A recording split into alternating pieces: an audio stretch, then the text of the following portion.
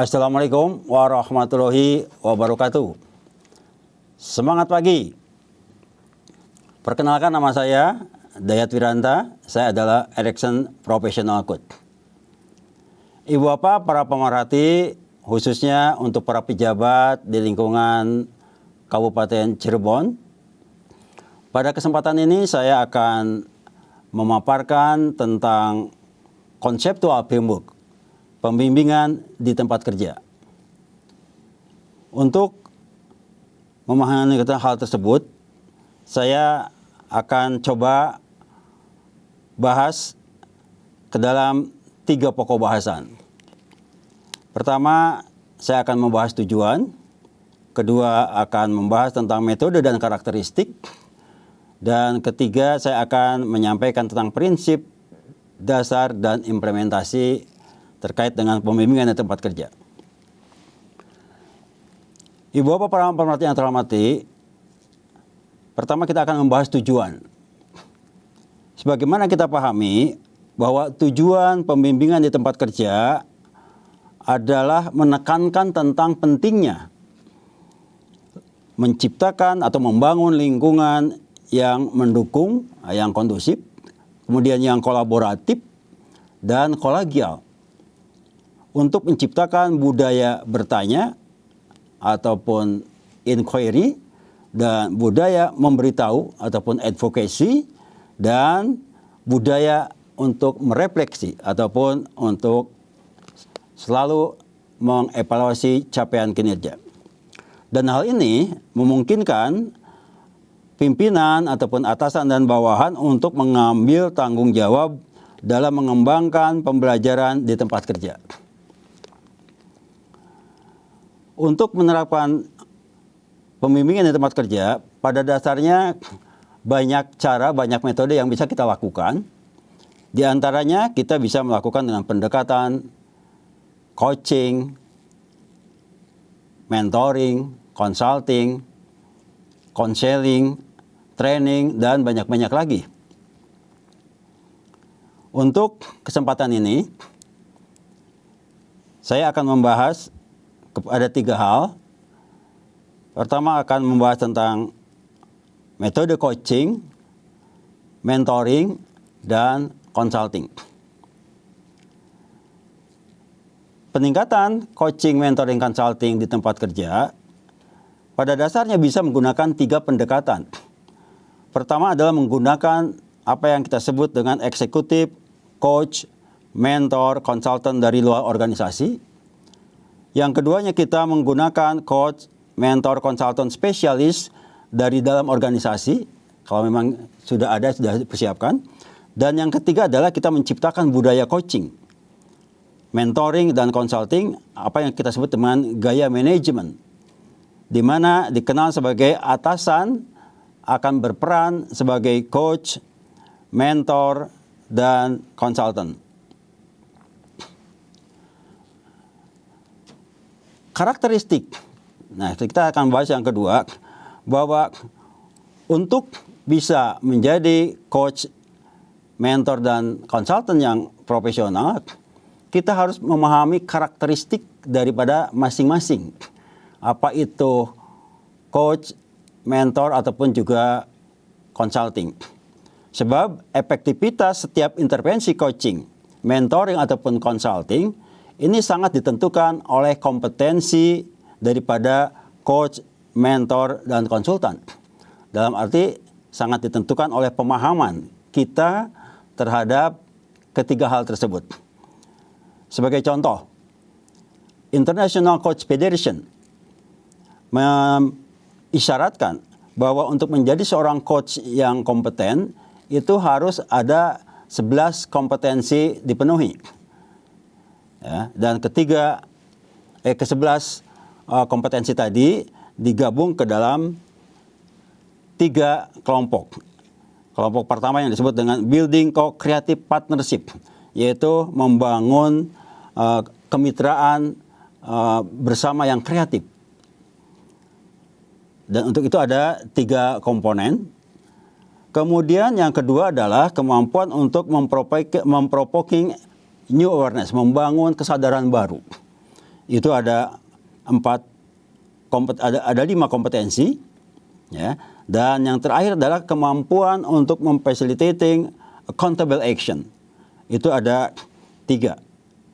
Nah, baik dalam coaching, mentoring ataupun consulting, maka ketiga komponen tadi, kemampuan dalam building co-creative partnership, provoking new awareness, facilitating accountable action, itu menjadi sebuah persyaratan yang harus dikuasai oleh seorang coach ataupun mentor ataupun konsultan.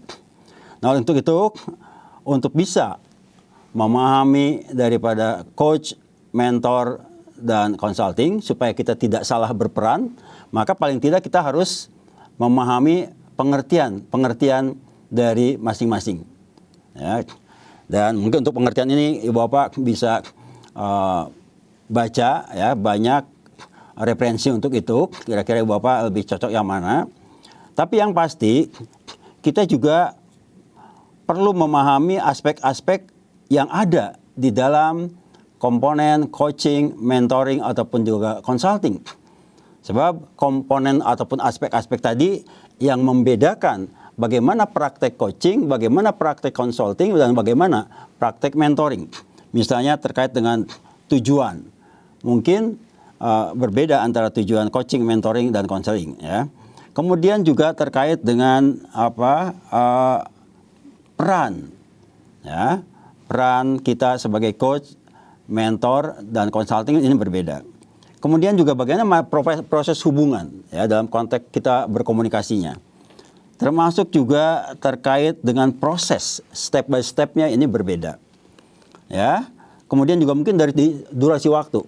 Coaching biasanya lebih singkat, ya, tapi yang namanya mentoring biasanya untuk mungkin untuk long term ataupun mid term perspektif begitu.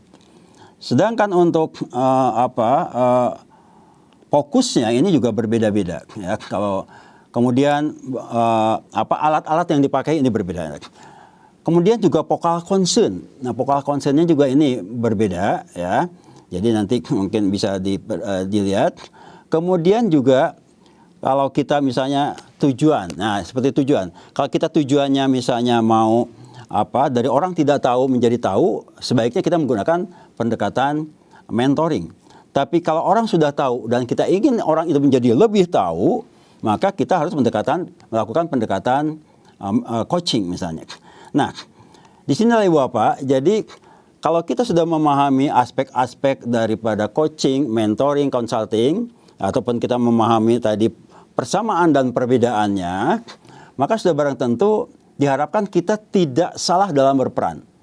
Jangan sampai nanti pada saat kita ingin melakukan coaching, ternyata kita melakukan mentoring. Jangan sampai misalnya kita melakukan coaching rasa mentoring ataupun mentoring rasa coaching. Nah, ini hanya akan dimungkinkan dihindari pada saat kita memahami ya aspek-aspek yang ada di dalam masing-masing pendekatan tersebut, sehingga kita tahu perbedaan dan persamaannya. Dari situlah kita bisa melakukan peran yang berbeda. Nah, berikutnya kita akan sampaikan tentang prinsip-prinsip dasar dan implementasi dalam coaching dan mentoring.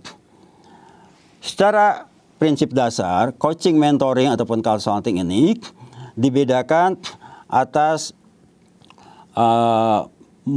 pendekatan. Yang satu adalah pendekatan bertanya, yaitu coaching. Sedangkan yang namanya mentoring dan consulting adalah pendekatannya adalah telling, memberitahu. Ya. Persamaan daripada coaching, mentoring, consulting adalah kedua-duanya adalah to get solution in the future. Bagaimana mendapatkan solusi di masa depan. Ya. Jadi dalam pendekatan coaching, mentoring, consulting, kita melupakan tentang problem di masa lalu. Ya, ini mungkin jadi yang ingin disampaikan nanti adalah kita bagaimana. Ya, kalau dalam konteks coaching adalah ask question, ya, based on client knowledge and experience. Jadi kita bertanya kepada klien kita, ya, berdasarkan pengetahuan dan pengalaman mereka untuk mendapatkan solusi di masa depan. Nah, sedangkan untuk mentoring ataupun consulting adalah telling, menyampaikan. Jadi tell the other person based on my own knowledge and experience to get solution in the future. Jadi prinsip dasarnya di sana. Perbedaannya adalah dari cara. Yang satu adalah tadi coaching adalah caranya bertanya, sedangkan yang namanya mentoring adalah memberitahu. Ya, tapi dua-duanya punya kesamaan adalah bagaimana mendapatkan solusi di masa depan. Nah, walaupun di sini dikatakan bahwa coaching dan mentoring itu bisa terjadi sliding. Ya, bisa pada saat kita melakukan coaching agak bisa bergeser ke mentoring, ya. Tapi tadi kembali pada saat kita paham posisi, paham peran, nah kita semaksimal mungkin pada saat coaching sebaiknya kita coach position. Pada saat kita mentoring ya kita mentor position, ya. Tapi di sana ada yang disebut dengan coaching mentoring continuum, sehingga pergeserannya seperti apa? Nah mungkin nanti bisa dilihat di gambar, ya. Kemudian juga mungkin di sini dalam konteks tadi position itu, ya kalau kita bertanya sebagai mitra itu coaching. Kita bertanya yang menginspirasi solusi itu coaching. Kalau kita bertanya fokus ke masa depan itu coaching. Tapi kalau kita memberitahu, menasehati, mengarahkan, membimbing itu sudah mentoring. Nah, tapi kalau kita menawarkan solusi itu adalah consulting. Ya. Atau kita bertanya tapi fokusnya ke masa lalu, itu mungkin kita menjadi seorang terapis ataupun seorang konselor. Ya. Nah, jadi Bapak dari sisi conceptual framework tersebut, maka dengan kita memahami unsur-unsur, kita memahami persamaan perbedaan yang ada di dalam coaching, mentoring, consulting, maka diharapkan kita tidak salah berperan. Ya. Nah, kemudian Ibu Bapak, terkait dengan proses coaching mentoring, ini juga ada ada modelnya, ya. Jadi model itu misalnya model dalam teknik coaching ada yang disebut dengan model atau teknik grow. Ada yang grow itu adalah bagaimana kita menggali mulai dari goalnya, kemudian reality-nya, kemudian option-nya, kemudian baru will-nya. Atau mungkin pendekatannya model teknik Oscar. Oscar itu kita menggali mulai dari outcome yang diharapkan, kemudian situasi yang terjadi, kemudian choice-nya, pilihan-pilihan yang diinginkan, kemudian action atau langkah-langkah yang akan dilakukan, kemudian juga review, ya, bagaimana progres itu terjadi, ya. Atau mungkin ada model yang disebut dengan care. Care itu dimulai dengan clarity. Ya, itu berbicara apa sih yang diinginkan. Kemudian mungkin kita membangun awakening, ya, membangun kesadaran tentang kenapa sih hal itu penting. Ya. Kemudian kita membangun resolution tentang bagaimana cara untuk mendapatkannya. Ya. Kemudian kita yang terakhir adalah E-nya adalah empowerment. How will you commit? Bagaimana dia akan komit untuk mencapai hal tersebut. Nah, jadi sebetulnya antara grow, Oscar, care, dan banyak-banyak lagi model yang bisa dipakai dalam kita melakukan coaching dan mentoring. Nah, selain tadi ada model, ya, atau ada teknik, ada langkah.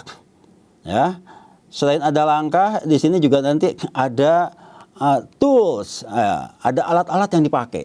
Ya, ada alat-alat yang dipakai, misalnya ada yang disebut SA frame, ada logical alignment, mungkin ada mentor table, ya, mungkin adanya wheel, ya, kemudian adanya scaling, dan banyak lah. Jadi banyak alat-alat yang bisa dipakai dalam rangka kita melakukan praktek coaching.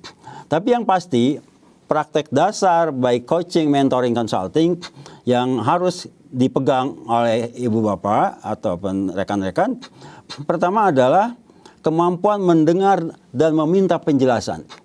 Jadi kekuatan daripada coaching mentoring itu pada kemampuan kita mendengar dengan baik setiap dialog ataupun proses komunikasi kita antara coach dengan coach ataupun juga antara mentor dengan mentinya misalnya. Keduanya adalah merefleksikan apa yang didengar. Jadi yang didengar oleh coach itu coba di backtracking misalnya, ya, atau di recap gitu, sehingga apa sih sebetulnya yang diinginkan oleh klien kita itu ya. Dan yang ketiga adalah kita harus mendengar lebih banyak. Nah ini mungkin penyakit kita adalah sering-sering kita selalu bicara lebih banyak ketimbang mendengar lebih banyak. Jadi praktik dasar yang ketiga tadi adalah mendengar lebih banyak. Dan praktik dasar yang keempat adalah kita meminta tindak lanjut. Jadi baik di dalam coaching, mentoring, counseling, atau consulting maksud saya, itu bukan hanya sekedar bicara tentang langkah-langkah ataupun juga apa yang diinginkan dan seterusnya, tapi bagaimana itu semua ada follow up-nya, ya, di follow up. Makanya di sini perlu di dalam melaksanakan coaching mentoring itu ada yang disebut dengan mungkin coaching note, ada catatan-catatan yang harus dibuat dan nanti harus menjadi sebuah langkah yang ditindaklanjuti dan dievaluasi pencapaiannya. Nah untuk itu juga ada step by stepnya, ya. Misalnya di dalam coaching itu ataupun dalam mentoring, step itu adalah stepnya mulai dari kita bagaimana pengkondisian awal, rapo, kita kemudian menetapkan kontrak ataupun set of contract, kemudian bagaimana kita melakukan creating experience, kita menggunakan tool-tool untuk bisa bertanya yang powerful, misalnya dengan menggunakan logical alignment ataupun SA prim ataupun mungkin menggunakan scaling ataupun juga urgent important, jadi banyak alat-alat yang dipakai untuk menggali, mengeksplorasi sehingga orang keluar potensi dan kehebatannya. Dan terakhir sesudah tereksplorasi ya kita harus tukikan ke dalam action plan. Bagaimana semua itu akan dijalankan, ya? Langkah-langkahnya seperti apa, kapan akan dilakukan, bagaimana komitmen mereka untuk bisa melakukan itu. Nah, at the end, maka kalau sudah dengan selesai itu, maka kita tahu apakah memang klien kita merasa puas dan merasa keinginannya bisa tercapai dalam langkah seperti itu. Kalau ternyata ya sudah oke, nah kita tinggal melakukan celebration ataupun kita melakukan apresiasi bahwa ternyata mentee kita ataupun coach kita sudah bisa mendapatkan apa yang diinginkannya. Hanya mungkin berbeda dengan mentoring, coaching. Di dalam mentoring itu karena ini adalah jangka panjang, maka persiapan-persiapannya mulai dari langkah-langkahnya mulai dari persiapan, kemudian negosiasi apa yang diinginkan oleh coach, apa yang ingin mentor, apa yang diinginkan oleh mentee. Karena di dalam mentoring itu adalah tadi transferring knowledge. Jadi si mentor mentransfer pengetahuan dan pengalaman ke mentinya. Nah di sini harus ada kesepakatan. Apa yang akan diberikan, apakah si mentee siap, bagaimana kalau sudah sepakat, ada mentoring agreement-nya, maka bagaimana langkah-langkah berikutnya.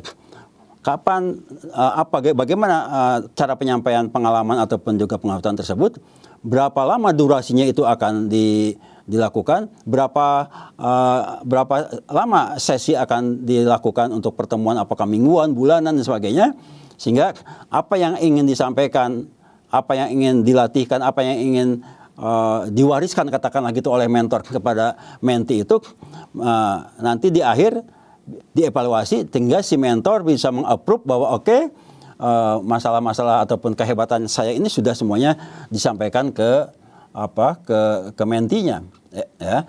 Jadi di sini boleh dikatakan mentoring proses itu adalah lebih cara untuk mengkaderkan orang, yang mengkaderisasi, ya, supaya tadi terjadi estafeta kepemimpinan.